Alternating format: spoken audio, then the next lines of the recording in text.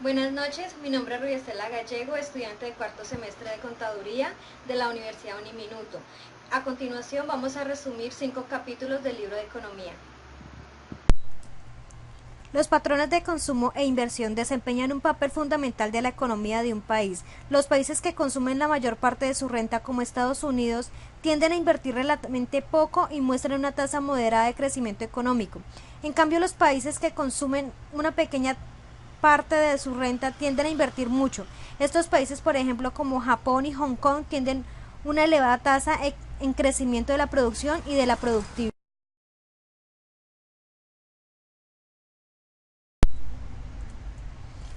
El consumo es el objetivo último de toda la producción, es la fuente de la satisfacción de las necesidades materiales humanas y una de las principales justificaciones de los esfuerzos que exige la producción, que se concretan fundamentalmente en la necesidad de trabajar y ahorrar. Es cierto que existen otras razones distintas a la de obtener una renta con la que poder satisfacer las necesidades materiales.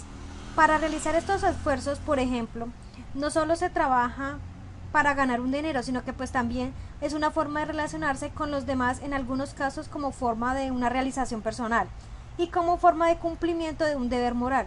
Sin embargo, lo cierto es que los esfuerzos que exige la producción se llevan a cabo fundamentalmente con el objetivo de obtener una renta con la que poder consumir. En cuanto al ahorro, tiene pues algo de sacrificio necesario y algo de solución. El ahorro es un sacrificio necesario porque es en última instancia la fuente de financiación de la inversión. Toda inversión debe encontrar una fuente de financiación. Esa financiación puede lograrse a través del ahorro del propio país en el periodo que consideremos o del ahorro de otros países. La inversión es necesaria para acumular capital, es decir, los bienes que se necesitan para poder producir, como por poner ejemplo, las máquinas, los edificios, los equipos de cómputo. Cuanto mayor es la dotación de capital de un país, más y mejor está equipado el país y es mayor también su capacidad para producir. Lo que sucede es que el capital tiene rendimientos marginales decrecientes. Ello quiere decir que el capital que primero se adquiere con el fin de destinarlo a la producción es el que más puede aportar, de modo que cada incremento de la dotación de capital añade menos producción que el anterior. Por lo tanto, llega un momento en el que invertir más proporciona incrementos en la producción de un país. Buenas noches, mi nombre es Jessica Cañón, pertenezco al programa de Contaduría Pública y en este documental quiero hablarles acerca del consumo y la inversión. La curva de demanda de inversión. La demanda de inversión puede considerarse, por tanto, una cantidad fija independientemente del volumen de la renta que se genere en el país. El punto de corte entre las inversiones rentables y no rentables se mueven conforme sube la tasa de interés. Y cada aumento en la demanda provoca un aumento igual en la producción y en la renta. Algunos de los cambios en la curva de la demanda de inversión son: el incremento en el PIB, el Producto Interno Bruto. Un crecimiento en los impuestos a las empresas deprimiría la inversión. Se muestra el caso de una alza en los impuestos sobre el ingreso de la inversión en los 90, cuando explotó la burbuja en las acciones de tecnología en el año 2000. Hola, buenas noches. Mi nombre es Kevin Fabiano Osuna Orquín. Soy alumno de la Universidad Uniminuto de Contaduría Pública de cuarto semestre. Hoy vengo a explicarles un tema de macroeconomía que se llama los ciclos de negocio y la demanda agregada. Los ciclos de negocio son las fluctuaciones del producto, del ingreso y del empleo nacionales en toda la economía, que por lo general duran de 2 a 10 años, marcadas con una extensa expansión o contracción en la mayoría de los sectores económicos. Los economistas suelen dividir los ciclos de negocios en 2 fases principales, que son recepción y expansión. Recepción es un periodo recurrente de baja en el producto ingreso y empleo totales que suelen durar de 6 a 12 meses y está marcada por contracciones en muchos sectores de la economía. Una recepción de gran escala y duración se conoce como una depresión, y expansión es como el crecimiento económico. También tenemos las teorías del ciclo de negocios, que son los exógenos y internos. De los exógenos fuera del sistema económico, de los internos dentro del sistema económico.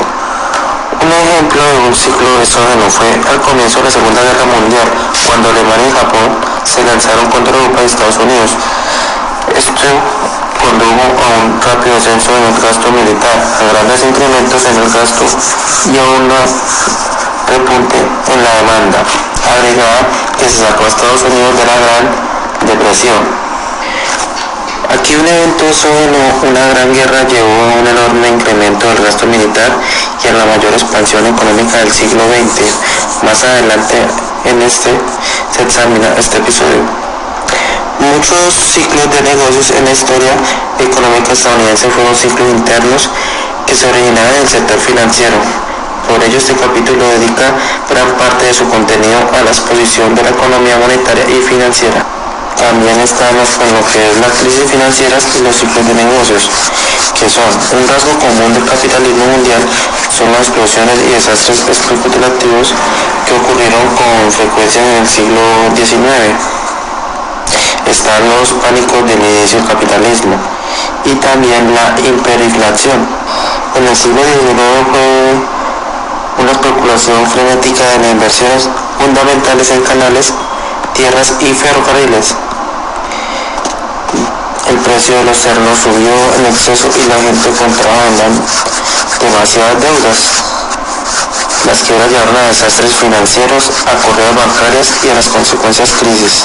Por el lado de la hiperinflación, algunas veces una economía sobrecalentada lleva a una alta inflación o incluso a la hiperinflación, que ocurre cuando los precios suben 100% más al mes.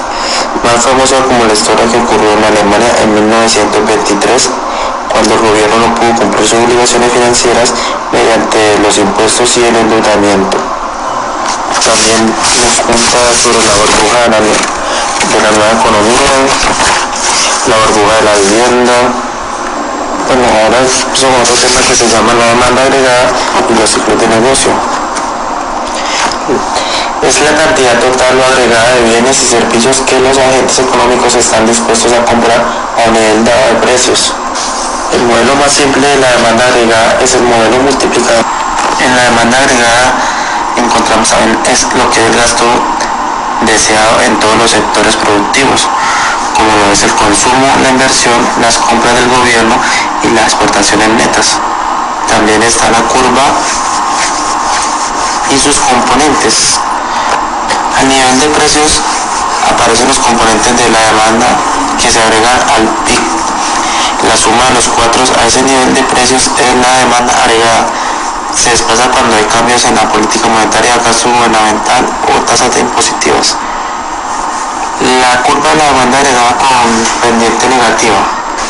Una pendiente negativa significa que es el gasto real bajo conforme se eleva el nivel de los precios. La razón por la que es negativa es porque algunos elementos del ingreso o la riqueza no suben cuando el nivel de precio sube. Hay un movimiento cuando los precios suben, el ingreso disponible real baja, lo que lleva a una reducción en los gastos del consumidor. Hay un desplazamiento cuando existen cambios en los siguientes determinantes de la demanda agregada: variables de la política y variables exógenas. En la primera encontramos política monetaria y política fiscal. En la segunda están lo que son los productos extranjeros, valor de los activos y avances en la tecnología. También tenemos lo que son las relaciones de los ciclos de negocios con la demanda agregada. Son una fuente importante de fluctuaciones en los negocios, son los choques en la demanda agregada. Las variaciones en el ciclo de negocios en el producto, el empleo y los precios son causados por cambios en la demanda agregada. Cuando estos cambios conducen a grandes caídas en la actividad de las empresas, la economía sufre recesiones o incluso depresiones.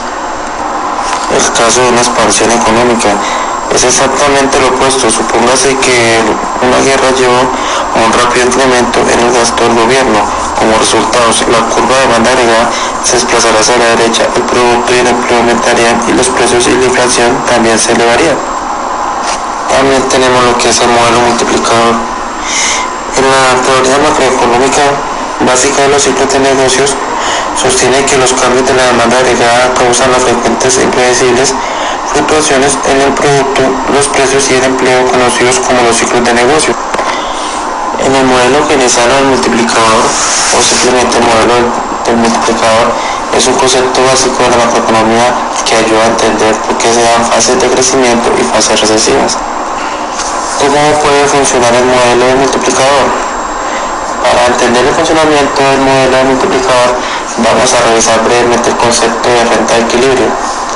Existe una situación de renta de equilibrio cuando el ahorro de la familia es igual a la inversión de las empresas, o cuando el gasto en consumo de las familias más el gasto de inversión de las empresas, gasto total agregado, es igual al Producto Nacional. Imaginemos ahora que las empresas tienen una expectativa favorable de un futuro o mejor, aún retrocedemos a los años previos al estallido de la burbuja financiera para entender cómo se aplica el modelo de multiplicador. Una empresa decide aumentar la inversión pensando que todo va bien. El aumento de la inversión provoca un aumento de la producción y la rueda echa a rodar. A mayor producción, mayor nivel de empleo y por tanto más renta disponible para gastar, lo que aumenta el consumo y sigue tirando de la producción. También tenemos la política fiscal en el modelo multiplicador. Durante siglos los economistas han entendido que la política fiscal, programas de impuestos y gastos gubernamentales tienen una función distributiva. Por mucho tiempo se ha sabido que los programas fiscales sirven para decidir qué modo se debe distribuir el producto de un país entre lo que es el consumo privado y el consumo público, y una carga en que se debe distribuir del pago de los bienes colectivos entre la población.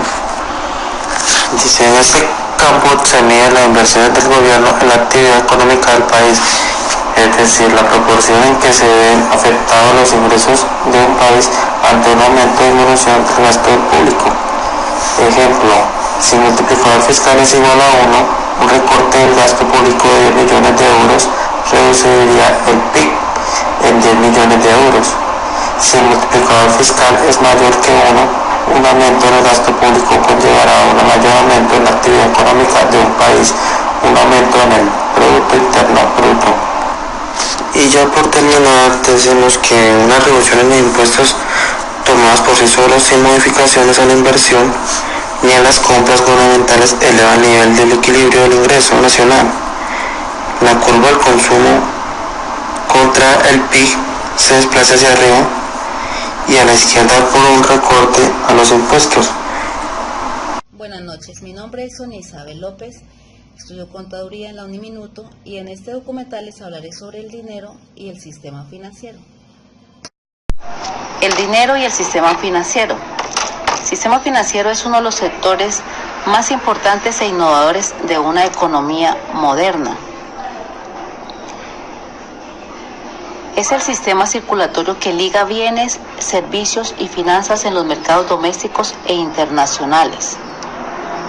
Funciones del sistema financiero: transfiere recursos, administra riesgo de la economía, agrupa y subdivide los fondos de acuerdo a las necesidades individuales.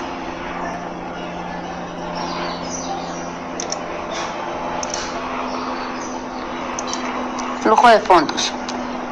Flujo de fondos habla de los ahorradores y los inversionistas, quienes a través de los depósitos y los préstamos compran al gobierno las acciones y venden bonos a través de los mercados financieros.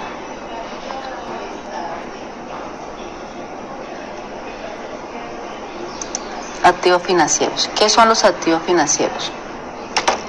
Los activos financieros son los derechos que se tiene sobre algo. Aquí tenemos unas clases que son dinero, cuentas de ahorro, instrumentos de mercado de crédito, acciones, fondos de mercado de dinero, fondos mutuales, fondos de pensiones y fondos financieros.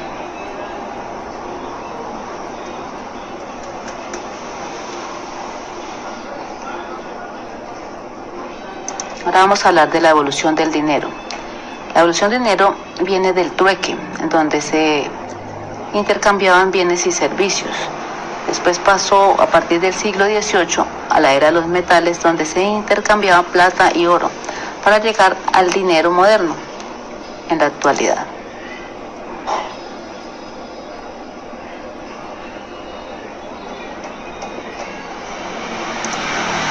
Componentes de la oferta de dinero: circulante y depósitos en cheques. El circulante es el billete que se mantiene fuera del sistema financiero y el depósito son los dineros bancarios.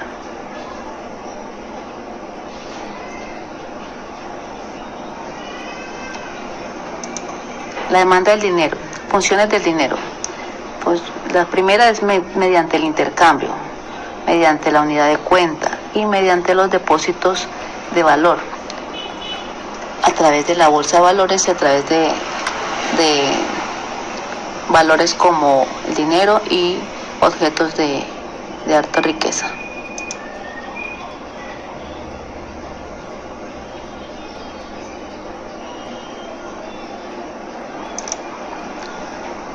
Los bancos y la oferta de dinero. La actividad realizada por los bancos son primordiales. La interacción entre el Banco Central y el Banco Comercial desempeña su función vital en la determinación de las tasas de interés. El desarrollo de los bancos a partir de los talleres de orfebrería. La banca comercial inició en Inglaterra con los orfebres. Estos iniciaron la práctica de guardar oro y artículos de valor a la gente para su seguridad. Los depositantes recibían un recibo, el cual deberían traer para la recuperación del mismo.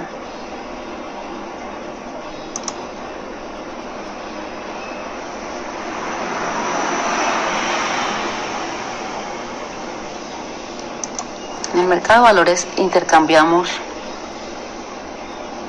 bienes y servicios.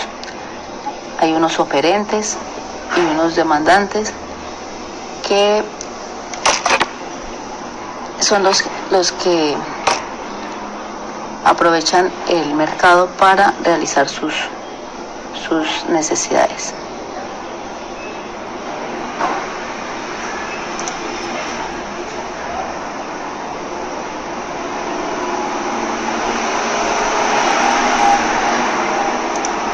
El rendimiento en diferentes activos, riesgo y rendimiento en diferentes activos. La tasa de rendimiento es la ganancia total de dinero de un título. Por ejemplo, en cuentas de ahorro y bonos de corto plazo, el rendimiento sería la tasa de interés. En la mayoría del resto de los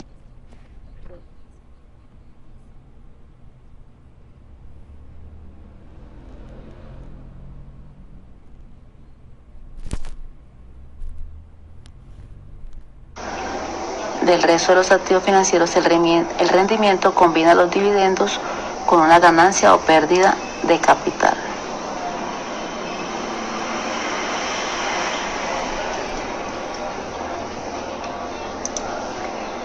El riesgo y el rendimiento en los diferentes activos. El riesgo es la variabilidad de los rendimientos de una inversión. Por ejemplo, cuando usted compra acciones, no tiene la certeza del valor que tendrán estas al final del año, es decir, si generan pérdidas o ganancias.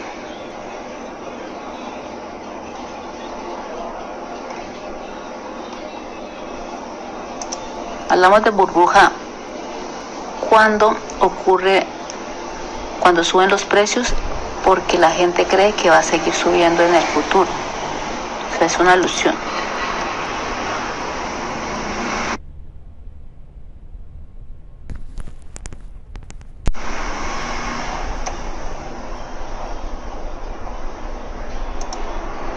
Mercados eficientes y un paso aleatorio. Este es un mercado en el que todos sus participantes entienden rápidamente toda la nueva información que se asimila de inmediato en los precios de mercado.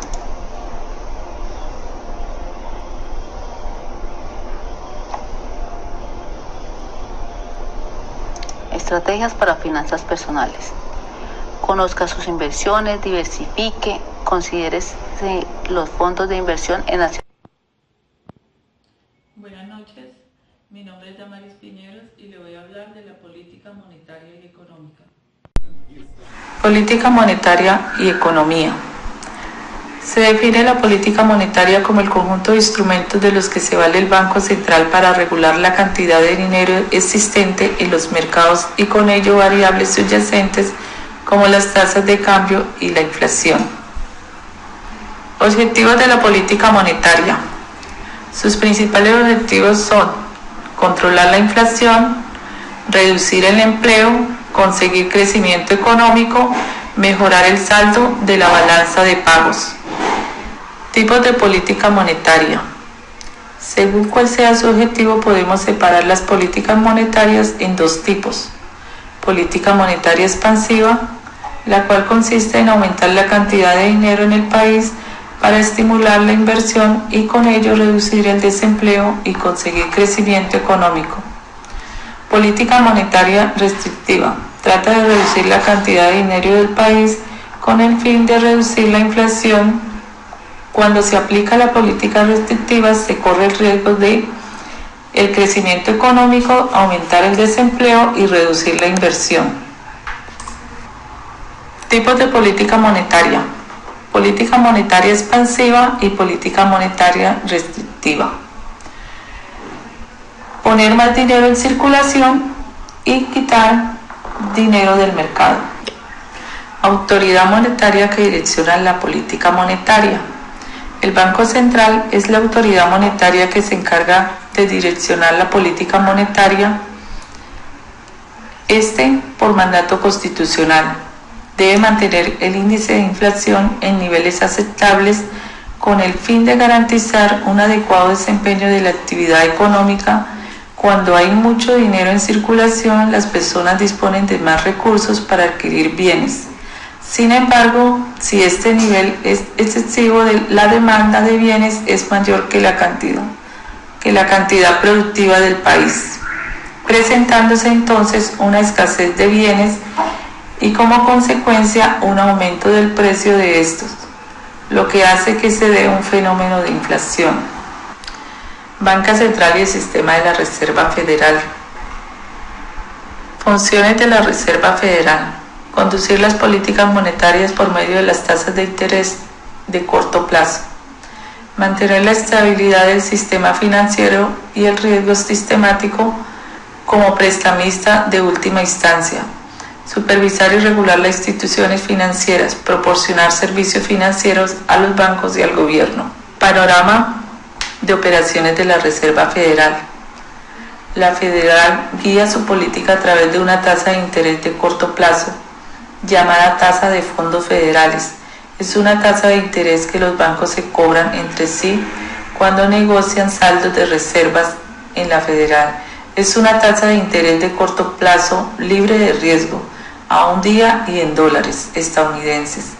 La tasa de fondos federales se controla por medio de los siguientes instrumentos: política monetaria, préstamos de ventanilla o redescuentos, política de requerimientos de reservas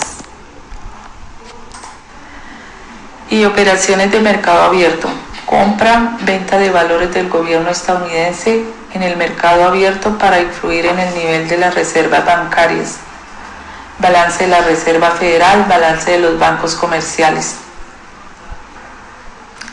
Mecanismo de transmisión monetaria. Es la ruta por la cual la política monetaria afecta al producto, al empleo, a los precios y a la inflación. Mecanismo de la política monetaria. Existen varios mecanismos de la política monetaria para llevar a cabo ese tipo de políticas expansivas o restrictivas, como variar el coeficiente de caja, modificar las facilidades permanentes o realizar operaciones en el mercado abierto. Por ejemplo, comprar oro o deuda para introducir dinero en el mercado. ¿Cómo controlar la oferta monetaria? El Banco Central utiliza herramientas como las tasas de interés, aumentándolas para incentivar el ahorro o disminuyéndolas para incentivar el consumo. Los volúmenes de crédito, el encaje bancario, aumentándolo para reducir el dinero en circulación o reduciéndolo para lograr el efecto contrario.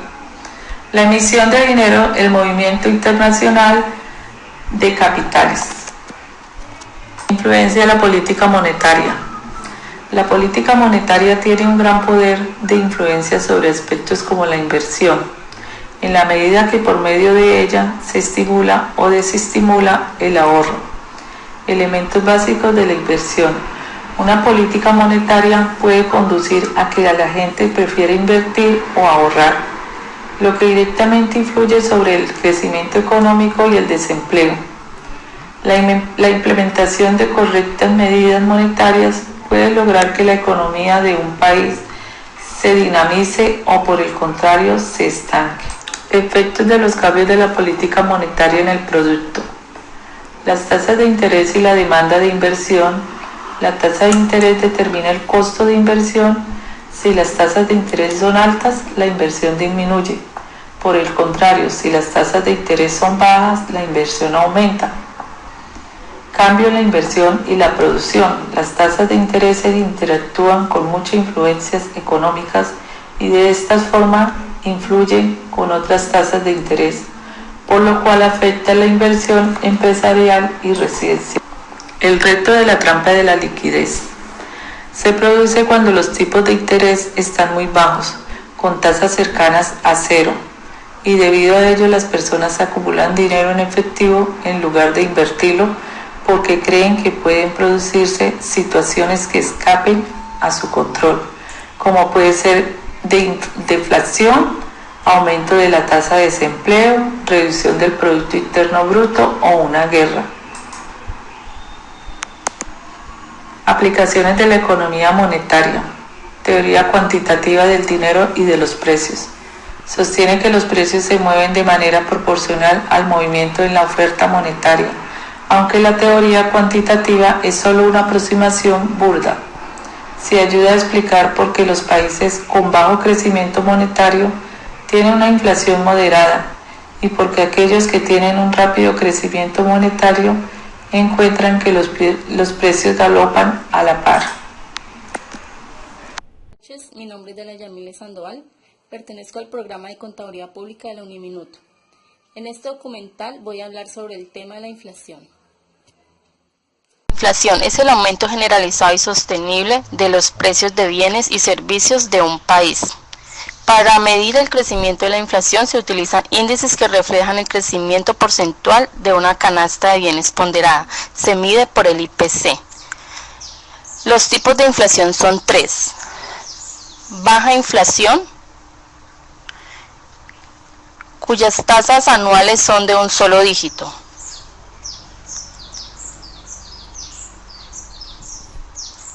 Inflación galopante.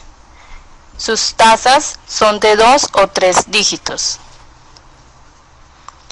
La hiperinflación está fuera de control. La población tiene una evidente reducción en el patrimonio monetario. Los impactos económicos tienen dos efectos. Una, la redistribución del ingreso y la riqueza entre diferentes grupos, y la otra son las distorsiones en los precios relativos y en la producción de diferentes bienes. La inflación puede tener efectos positivos, negativos y generales. Un aumento en el nivel general de precios implica una disminución del poder adquisitivo de la moneda. Como vemos el cuadro, hay ventajas y desventajas en cuanto a la inflación. También existen causas para la inflación.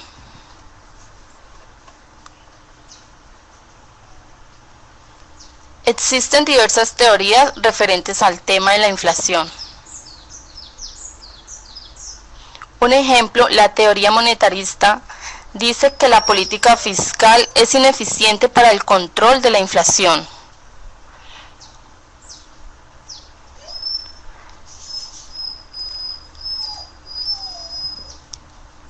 Está la teoría desarrollista, afirma que la inflación es causada por los grandes monopolios.